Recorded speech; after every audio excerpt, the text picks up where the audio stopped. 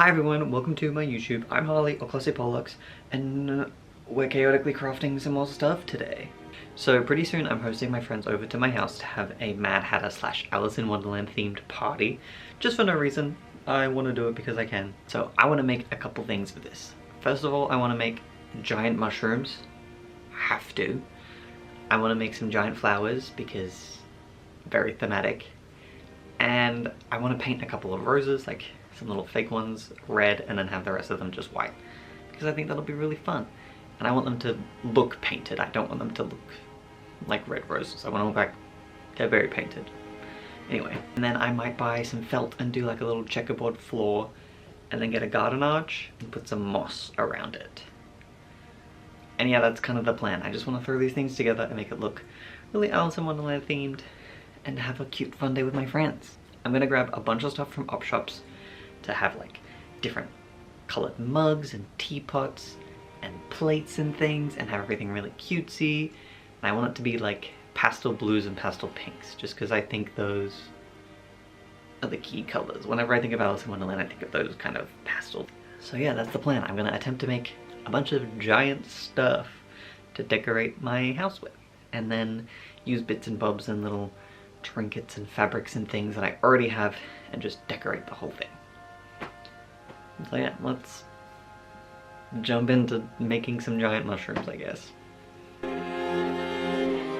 So to make these giant mushrooms, I just used various types of cardboard that we had laying around because we have so much cardboard in the house. And I used different shaped bowls to cut out all these circles because you know that I cannot draw a perfect circle. I had to use bowls as a guide. I cut strips of cardboard in roughly the same width and various different lengths. The lengths didn't really matter that much, to then hot glue them into shape in like circles on the cardboard at a slightly smaller width than the circle. You can kind of see that I'm doing it here. Literally used so much hot glue in this, you need to have like 1 million in your supply.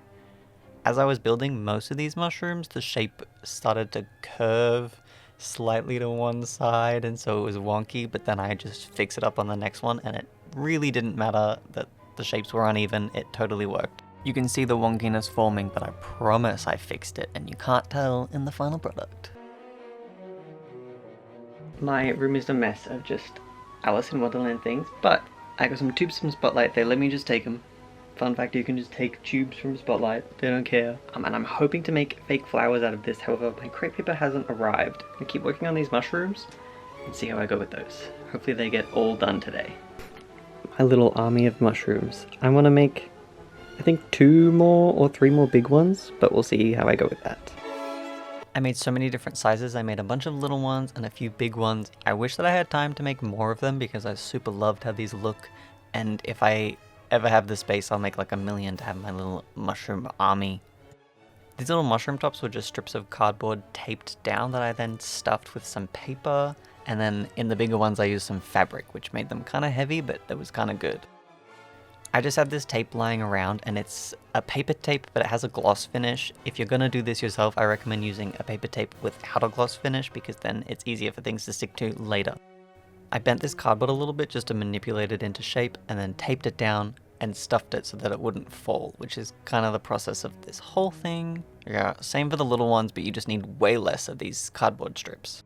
I was watching sci-fi movies whilst making these, and I got very distracted by the movies, so it took maybe double the amount of time because I just wanted to watch the movies instead of make these.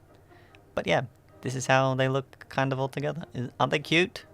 I'm going to attempt to paper mache these mushrooms and see what happens. I don't know, I'm going to chuck on a movie and try and paper mache these mushrooms as quickly as is physically possible because I want these to be done tonight so that they can dry so I can paint them tomorrow. Ow. I used paper towel for the paper mache just because I liked the texture of the paper towel and thought it would give it a fun little mushroomy texture thing, but you can use whatever paper you want. You can use a regular paper mache method, or you could do what I did and use paper towel. As you can see, the paper towel is very difficult to stick to the tape, and if you use a paper tape, it'll be easier to stick. Mine was kind of sliding off and it was a very difficult task to do. The tape is also to just keep everything held in shape so that it doesn't fall completely when putting the paper mache on. I totally didn't need to use the tape for the base pieces. I think they would have been fine just with the cardboard, so what a waste of time and tape that was. I was using this sponge painting method for a while, but it took so much longer than just dipping paper towel into the glue water. Don't recommend doing that. Don't do this. Just dip it in. Get a bigger bowl and dip the paper into the glue, like this. Don't do whatever the hell I was doing painting it. It took so much time. I did start out using a 1-to-1 ratio of PVA glue to water, and that totally worked out fine until I ran out of PVA glue, and then I used Mod Podge. But from memory of the Mod Podge when I made these, you needed more Mod Podge to water, because otherwise it was super runny. And fun fact, if you use glossy Mod Podge, it gives it a gloss finish. Can you believe that? I couldn't, and it was a super fun experience to learn after doing all of this. But it totally didn't matter, the gloss looked fine. I don't really know what this voiceover is, I don't think it's even helpful a little bit. But I hope you're having fun listening to me yap about glue. Genuinely, this took so long. I watched like 10 movies making giant mushrooms. Why does paper mache take so long? Good morning, this is me next to my tallest mushroom. This paper mache worked super well. Some of it is a little bit wet, so I'm gonna blast it with a heat gun and hope that makes it dry so I can paint everything. I'm hoping that the textures make this look really nice and not just like I've stuck paper towel to it. So, yeah, I'm gonna spray paint it and then see what happens.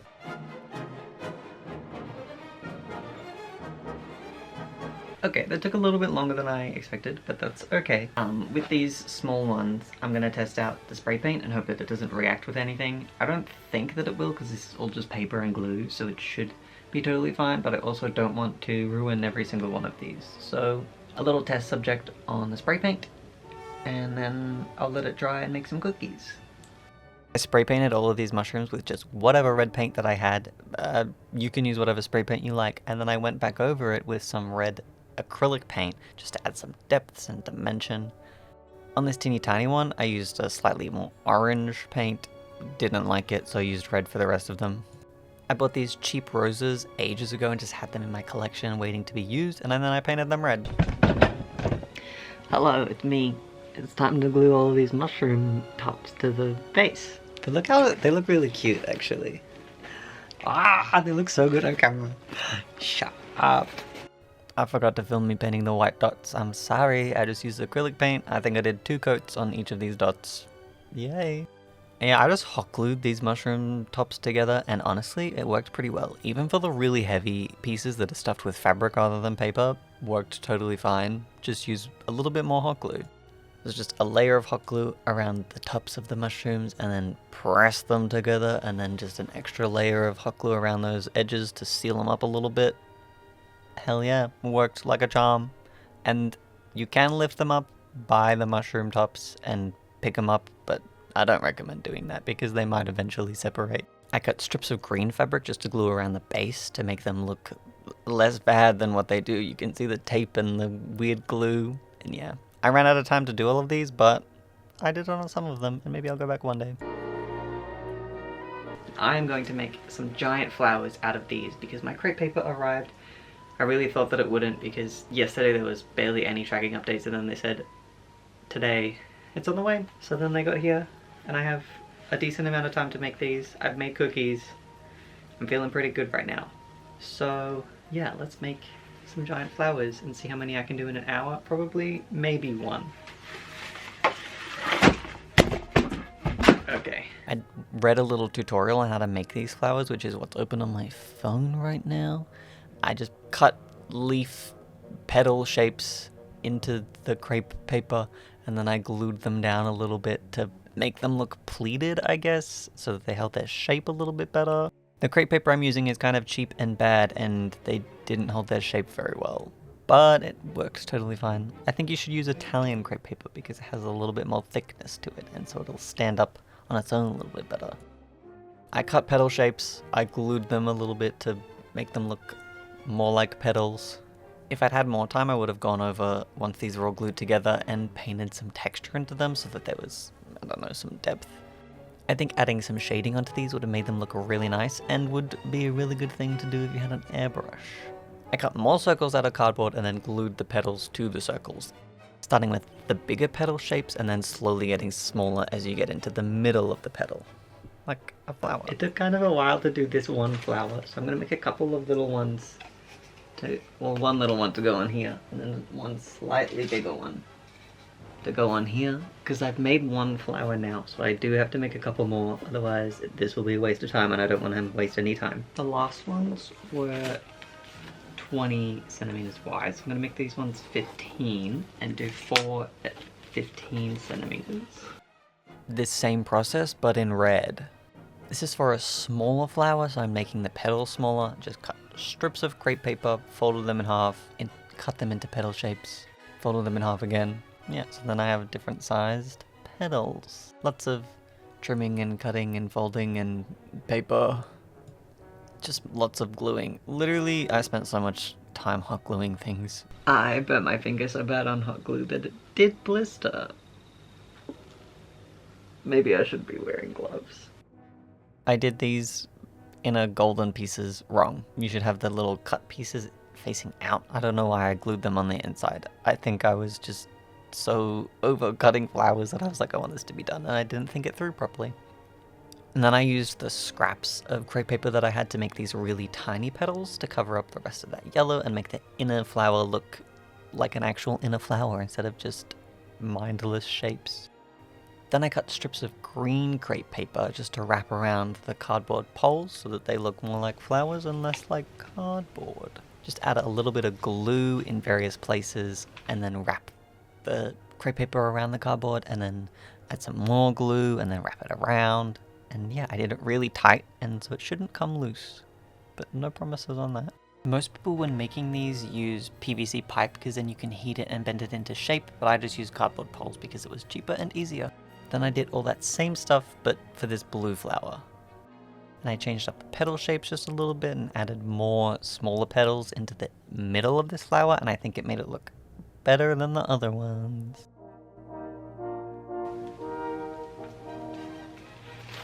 I stuffed just the underside of these cardboard poles with some fabric so that they were a little bit heavier and stood up a little bit better than just plain cardboard would. And I glued these just to a square of cardboard, which made them stay up with something on top of it, but they were a little bit not good and they fell over. Here's me half in costume sewing fabric to a garden arch. And a reveal of a bunch of the little props that I bought from the op shops and all of my little teacups and everything. I think everything turned out super great. I love the mushrooms. I'm obsessed with them. The flowers look painted, which is the look that I was going for, so that's perfect. Flowers look super cute. I think I'd like to make some more in the future and make them a little bit better and with some sturdier crepe paper. But overall, I really love this and how everything turned out, and my friends and I had a lot of fun, so it was all worth it in the end. All the food we had was really themed and cute, and all the tea we drank was delicious, unbiased tea drinker. I love tea. I'd have loved to put moss all over this entire arch, but I only had a little bit, and maybe in the future I would put it all over the arch.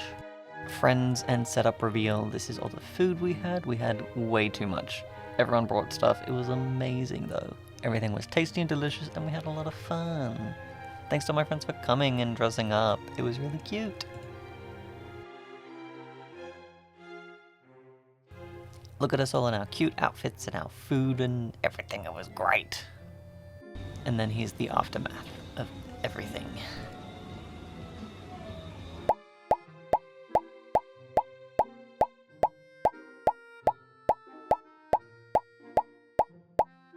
Costume off, pajamas on. Time to pack all of this up and take a nap. I hope you enjoyed this little craft video. Yippee!